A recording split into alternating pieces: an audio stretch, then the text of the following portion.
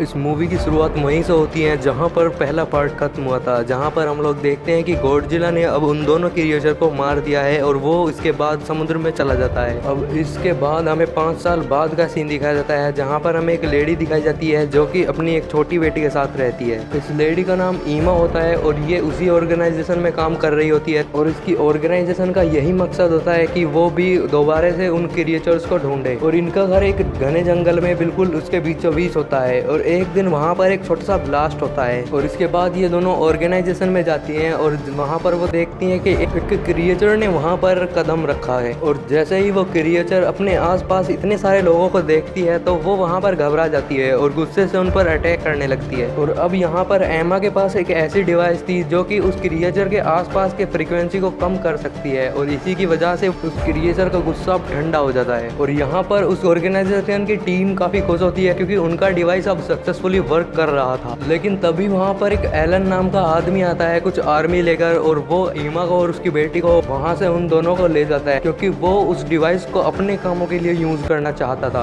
वो ये मानता था कि इंसानों ने अब नेचर का बिल्कुल भी ख्याल नहीं रखा और वो चाहता था कि वो दुनिया के सारे क्रिएचर्स इस पृथ्वी पर ले आए। इसके बाद वो ईमा को और उसकी बेटी को उसी ऑर्गेनाइजेशन के दूसरे ब्रांच में ले जाता है जो कि दूसरे देश में था और वहाँ पर ईमा के ऑर्गेनाइजेशन को बंद करने के बारे में बहस हो रही थी। और वहाँ पर कुछ उसी ऑर्गेनाइजेशन के आदमी भी थे जो कि चाहते थे कि वो नेचर का अच्छे तरीके से ख्याल रखें। और उसी ऑर्गेनाइजेशन के एक आदमी को पता चलता है कि अब ईमा को और उसकी बेटी को यहीं पर किडनैप करके लाया गया है। इसके बाद डॉक्टर ईमा के पति के पास जाता है और उसे बता देता है कि यहाँ पर ईमा को और उसकी बेटी को किडनैप करके लाया गया है और वो डिवाइस भी ईमा के हस्बैंड ने ही बनाई थी। और इसके बाद डॉक्टर उसे अपने मिशन के बारे में बताते हैं जिस पर वो साफ साफ मना कर देता है, लेकिन वो उसे वहाँ पर बताता है कि इस मिशन के दौरान हम तुम्हारी वाइफ को और बेटी को वापस भी ला सकते हैं। और उसकी काफी ज्यादा फोर्स करने के बाद वो फिर मान जाता है और इसके बाद वो समुद्र की काफी गहराई में अपने बेसमेंट में जाते हैं। और यहाँ पर हमें पता चलता है कि जहाँ जहाँ भी इस ऑर्गेनाइजेशन की ब्रांच थी वहीं पर एक ना एक क्रिएचर उन्होंने पकड़ कर रखा हुआ था और ये यहाँ पर इसीलिए आए थे ताकि वो उस क्रिएचर को ट्रैप कर सकें। और वो गॉडजिला की लोकेशन फाइंड करने के लिए भी यहाँ पर आए हुए थे, लेकिन वहाँ पर काफी ज्यादा फाइंड करने के बाद भी उन्हें गॉडजिला की कोई भी फ्रीक्वेंसी या लोकेशन नहीं मिलती है। लेकिन अचानक से वहाँ पर फ्रीक्वेंसी काफी तेज हो जाती है और उन्हें वहाँ पर पता चलता है कि गॉडजिला अब उन्हीं की तरफ आ रहा है और वो काफी गुस्से में है। और इसी पर वो सारे लोग वहाँ पर घबरा जाते हैं और काफी डरने लगते हैं। और तभी वहाँ पर हमें गॉडजिला दिखाया जाता है जो कि उसी समुद्र में था और उन्हीं की तरफ बढ़ रहा था और वो उनके शीशे में टक्कर मार मार कर उस शीशे को तोड़ने की कोशिश कर रहा था। और यहाँ पर गॉडजिला हर ब्रांच में या फिर हर कंट्री में समुद्र से ही जाया करता था और जब भी उसे कहीं पर किसी भी क्रिएचर का पता चलता था तो वो समुद्र से ही होते हुए वहीं पर पहुंच जाता था। इसके बाद वो अंटार्कटिका को जाता है उस क्रिएचर को मारने के लिए और वो लोग भी वहाँ पर सोचने लगते हैं कि गॉडजिला का अंटार्कटिका जाने का क्या रीजन होता है और वो इसी बात का पता लगाने के लिए वो गॉडजिला के भी पीछे चले जाते हैं। और जैसे ही वहाँ पर कुछ फुटेज उन्हें मिलती है तो वहाँ पर उन्हें पता चलता है कि वहाँ पर कोई 3 मुंह वाला ड्रैगन जैसा कोई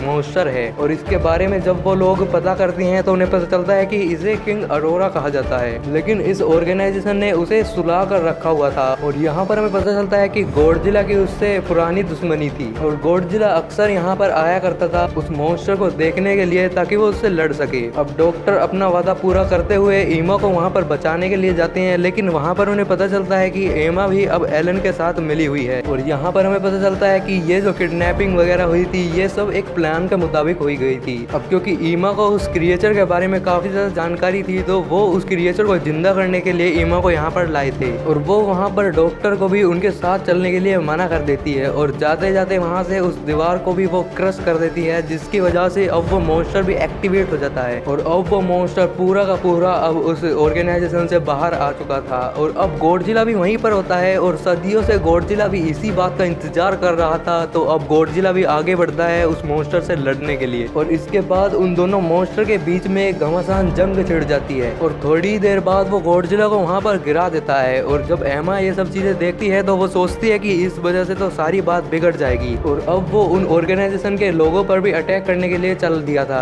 और तभी एमा अपने डिवाइस को ओपन करती है और उस मॉन्स्टर के आसपास की फ्रीक्वेंसी को कम कर देती है, जिसकी वजह से अब उसका गुस्सा ठंडा हो जाता है। और इसके बाद वो मॉन्स्टर किसी को भी कुछ भी नहीं कहता और वहाँ से चला जाता है। और इसके बाद एमा एलन के साथ वहाँ से चली जाती है और अब उस ऑर्गेनाइजेशन के लोग उस मॉन्स्टर के पीछे लग लग चुके थे ताकि वो उसे पकड़ कर खत्म कर सके। तभी वहाँ पर एमा की वीडियो कॉल आती है और वो वहाँ पर बताती है कि मैं बताती हूँ मैं एलन के साथ टीम में क्यों मिली, और वो उन्हें वहाँ पर कहती है कि तुम्हारी ऑर्गेनाइजेशन मेरे लायक नहीं है क्योंकि तुम लोग इस नेचर को नुकसान पहुँचाते हो और इंसान सिर्फ इस दुनिया पर अपना ही राज चाहते हैं, लेकिन मैं ऐसा नहीं होने दूंगी और मैं सारे मॉन्स्टर को एक एक करके सारी ब्रांच से आज़ाद कर दूंगी। तुम्हारी ऑर्गेनाइजेशन ने इन सारे क्रिएचर्स के साथ बहुत बुरा करा है, लेकिन ये क्रिएचर्स अभी भी तुम्हारी मदद कर सकते हैं क्योंकि उन सारे क्रिएचर्स के अंदर अभी भी रेडिएशंस हैं जो कि काफ़ी भारी मात्रा में है, और जहाँ भी ये लोग जाएंगे वहीं की मिट्टी ज़मीन सब कुछ ठीक हो जाएगा। वहाँ पर उस ऑर्गेनाइजेशन की एक फीमेल लेडी कहती है कि ये सारे क्रिएचर्स हमें इंसानों को मारना चाहते हैं, तो तुम इन क्रिएचर्स को अपना साथी कैसे मान सकती हो? जिस पर ईमा कहती है कि तुम गलत हो, सदियों से इंसान और मॉन्स्टर्स क्रिएचर्स सब एक साथ रहते हुए आ रहे थे, लेकिन इंसान मॉन्स्टर को कुछ नहीं कहते थे और ना ही वो मॉन्स्टर क्रिएचर इंसानों को कुछ कहते थे, और इसी वजह से सब कुछ बैलेंस चल रहा था। और जब इंसानों ने इनके साथ बुरा करना शुरू किया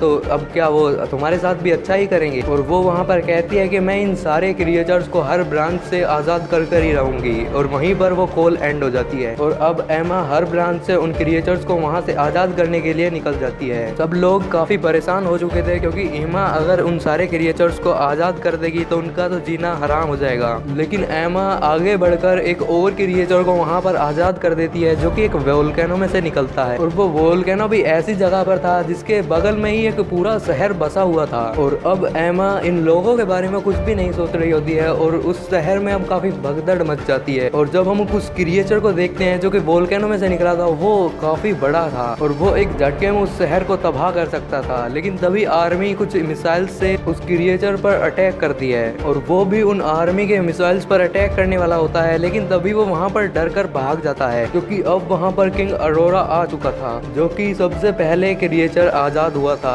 और अब क्योंकि वो क्रिएचर किंग अरोरा के मुकाबले इतना पावरफुल नहीं था और उसके मुकाबले वो काफ़ी छोटा था, इसीलिए किंग अरोरा उसे काफ़ी घायल कर देता है। और इसके बाद वो बढ़ता है अब ऑर्गेनाइजेशन के लोगों की तरफ और अब वो ऑर्गेनाइजेशन को पर अटैक ही करने वाला होता है, लेकिन तभी वहाँ पर गॉडजिला समुद्र से निकलता है और उस पर अटैक कर देता है। और अब गॉडजिला पानी के अंदर ही उस मॉन्स्टर के 3 सर में से एक सर उखाड़ कर फेंक देता है और अब किंग अरोरा और गॉडजिला के बीच में काफी घमासान जंग छिड़ जाती है और इन दोनों की लड़ाई अब खत्म होने में ही नहीं आ रही थी और चारों तरफ अब काफी तबाही मच चुकी थी और लोग भी काफी घबराए हुए थे, लेकिन उन्हें गॉडजिला पर यकीन था कि वो उन्हें बचा लेगा। लेकिन तभी वहाँ पर आर्मी के हेड का फोन आता है जो कि बताता है कि वॉर के दौरान हमने एक मिसाइल बनाई थी जो कि आसपास के 2 मील एरिया तक हर इंसान मॉन्स्टर को खत्म कर देगा, और वो कहता है कि यही मिसाइल हम वहीं पर ब्ला करेंगे ताकि किंग अरोरा मर जाए, लेकिन उसके साथ साथ हमें गॉडजिला की भी कुर्बानी देनी पड़ेगी। और वो वहाँ से कहता है कि सारी आर्मी वहाँ से हटा दो और सारे लोगों को वहाँ से भेज दो, और इसके बाद वो उस एरिया से काफी दूर चले जाते हैं और इसके बाद वो उस मिसाइल को वहाँ पर पॉइंट कर कर लॉन्च कर देते हैं। और इस ब्लास्ट के दौरान गॉडजिला जो कि काफी दूर जाकर गिरता है और वो काफी घायल हो जाता है, लेकिन इसके बाद हम लोग देखते हैं कि किंग अरोरा को एक खरोच तक नहीं आई और वो दोबारा से जिंदा बच गया, और बल्कि आर्मी वालों ने तो अब किंग अरोरा की मदद की थी गॉडजिला को घायल कर कर, और अब वो किंग अरोरा वोल्केनो के ऊपर जाकर बैठ जाता है जिससे कि उसे एनर्जी मिल सके। और इसके बाद हम लोग देखते हैं कि किंग अरोरा जो कि गॉडजिला ने उसका एक सर उखाड़ कर फेंक दिया था वो दोबारा से रिवाइव हो रहा था, और इसके बाद किंग अरोरा उस वोल्केनो पर बैठकर एक फ्रीक्वेंसी भेजता है जिसकी वजह से इस दुनिया में मौजूद सारे के सारे क्रिएचर्स मॉन्स्टर्स जाग जाते हैं। और अब दूसरी तरफ आर्मी वाले और वो ऑर्गेनाइजेशन वाले काफी दुखी हो जाते हैं क्योंकि उस मिसाइल का भी अब उस किंग अरोरा पर कोई भी असर नहीं हुआ था, और अब इन्हें पता चल जाता है कि किंग अरोरा काफी पावरफुल हैं और इसके बाद वो उसे कैसे हराना है इसके ऊपर वो रिसर्च स्टार्ट कर देते हैं। और जब वो रिसर्च कर रहे होते हैं तो उन्हें पता चलता है कि ये कोई इस धरती का मॉन्स्टर या क्रिएचर नहीं है, बल्कि ये तो कोई दूसरी दुनिया से आया हो और ये कोई एलियन है। और यहाँ पर इन्हें ये भी बात पता चलती है कि गॉडजिला इसी वजह से इस किंग अरोरा को मारना चाहता था क्योंकि वो नहीं चाहता था कि इस दुनिया का कोई और monster king of the monster बने। और इसके बाद हमें दिखाया जाता है कि काफी सारे क्रिएचर्स अब उस दुनिया से निकलकर उसके पास पहुंचने लगते हैं, और हमें दिखाया जाता है कि जो कि क्रिएचर मूवी के शुरुआत में दिखाई गई थी वो भी अब आजाद हो जाती है, और ये मॉन्स्टर ऐसी ऑर्गेनाइजेशन में पैदा हुई थी। और यहाँ पर इस मूवी में हमें दिखाया जाता है कि ये मॉन्स्टर गॉडजिला की पार्टनर होती है, और अब क्योंकि उस मॉन्स्टर को गॉडजिला के कोई भी सिग्नल नहीं मिल रहे थे इसीलिए वो वहाँ पर सॉन्ग गाने लगती है जिसकी वजह से उसे कुछ फ्रीक्वेंसी मिलती है और उसे गॉडजिला की लोकेशन पता चल जाती है। और अब ऑर्गेनाइजेशन वालों को भी फ्रीक्वेंसी मिलने लगती है और उन्हें पता चल जाता है कि गॉडजिला अभी तक भी जिंदा है। और इसके बाद वो मॉन्स्टर गॉडजिला की लोकेशन पर पहुंच जाती है और इसके पीछे पीछे वो भी ऑर्गेनाइजेशन वाले भी पहुंच जाते हैं। और अब ये लोग समुद्र की काफी ज्यादा गहराई में आकर देखते हैं कि समुद्र में पत्थरों पर काफी सारी पेंटिंग्स बनी हुई थी और ये पिक्चर्स कुछ इस बात की तरफ इशारा कर रही थी कि इंसान और ये मॉन्स्टर्स गॉडजिला ये सब एक साथ ही रहते हुए आ रहे थे और यही जगह गॉडजिला के होया करती थी। और जब गॉडजिला उस मिसाइल के दौरान वहाँ पर जख्मी हो गया था तो वो यहाँ पर अपने आप को दोबारा से ठीक करने के लिए आया हुआ था। और इस एरिया में काफी ज्यादा रेडिएशन थी और इसी वजह से गॉडजिला अपने आप को दोबारा से हील करने के लिए आया हुआ था, क्योंकि मॉन्स्टर्स के लिए frequency as a medkit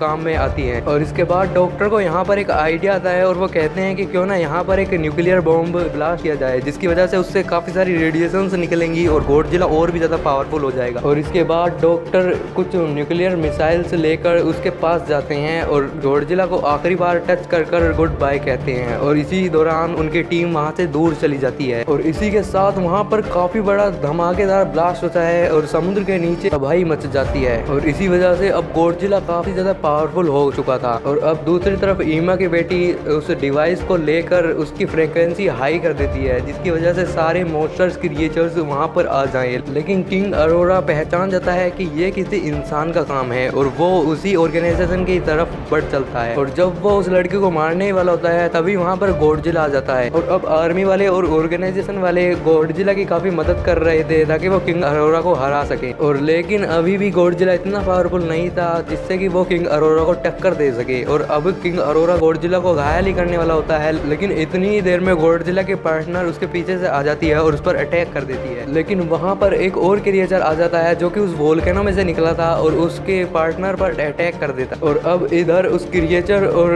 Godzilla के पार्टनर के बीच में जंग छिड़ जाती है, लेकिन थोड़ी देर बाद गॉडजिला के पार्टनर उस क्रिएचर को मार डालती है। और दूसरी तरफ खुश नसीबी से गॉडजिला के आसपास की रेडिएशन जो कि काफी ज्यादा हाई थी, इसी वजह से गॉडजिला में एनर्जी आती जा रही थी। लेकिन अभी भी गॉडजिला काफी जख्मी था, इसी वजह से वो किंग अरोरा को हरा नहीं पा रहा था। लेकिन इसके बाद गॉडजिला के पार्टनर अपने आप को सेक्रीफाइस करके अपने आप को वहाँ पर ब्लास्ट कर लेती है, जिसकी वजह से वहाँ पर रेडिएशन की मात्रा काफी ज्यादा बढ़ जाती है और वो सारी रेडिएशंस गॉडजिला एब्जॉर्ब कर लेता है, जिसकी वजह से गॉडजिला के सारे जख्म अब ठीक होने लगते हैं। और अब गॉडजिला पहले के मुकाबले काफी ज्यादा पावरफुल हो चुका था। और अब हमें दिखाया जाता है कि एमा अब अपने बेटे के पास आ गई है और उसका हस्बैंड भी, अब वो तीनों एक साथ ही हैं। और अब एमा अपने फ्रीक्वेंसी डिवाइस को निकालती है ताकि वो किंग अरोरा के आसपास की फ्रीक्वेंसी को कम कर सके, जिससे कि उसका गुस्सा ठंडा हो जाए। लेकिन किंग अरोरा अब ईमा के पीछे पड़ जाता है और वो उसे मारने ही वाला होता है। लेकिन तभी वहाँ पर गॉडजिला जाता है और गॉडजिला को पता था कि वो अब उसका एनर्जी लेवल काफी ज्यादा हाई है और अब वो किंग अरोरा को हरा सका है। और फाइनली वो किंग अरोरा को अब मार डालता है। और इसके बाद हमें दिखाया जाता है कि वो सारे क्रिएचर्स गॉडजिला के सामने आते हैं और अपना सिर झुकाते हैं, क्योंकि आखिरकार गॉडजिला ही इस दुनिया का किंग ऑफ द मॉन्स्टर था। और इसी के साथ ये फिल्म यहीं पर खत्म हो जाती है। तो दोस्तों, आपको मूवी एक्सप्लेनेशन कैसी लगी, वीडियो अच्छी लगी तो लाइक करना, चैनल को सब्सक्राइब करना मत भूलिए।